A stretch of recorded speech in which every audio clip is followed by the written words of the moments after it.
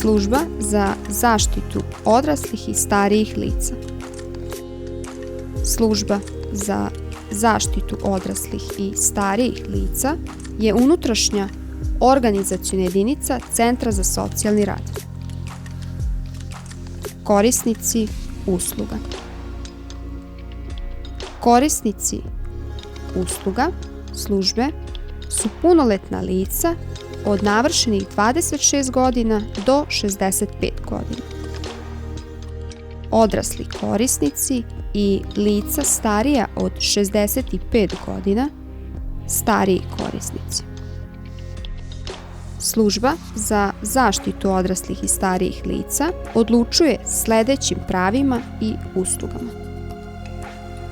Smeštaj u ustanove socijalne zaštite.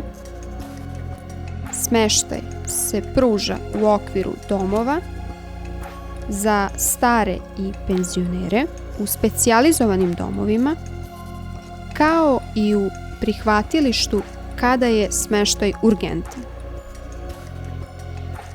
Usluga smeštaja predstavlja institucionalni vid zaštite gde je obezbeđena 24-časovna zdravstvena i socijalna zaštita. Postavljanje privremenog i stalnog staratelja.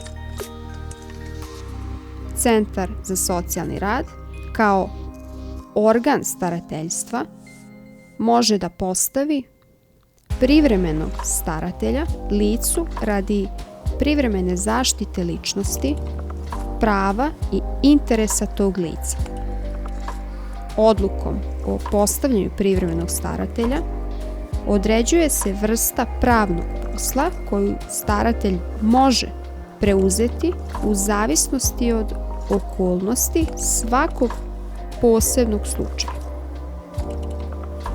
U praksi, privremeni staratelji se najčešće postavljaju licima koja ne mogu da obave poslove vezane za izradu lične dokumentacije, produže bankovne kartice i koje ne mogu da podignu penzije. Organ starateljstva odlučuje i o postavljanju stalnog staratelja kada je lice sudski lišeno poslovne sposobnosti delimično ili u potpunosti.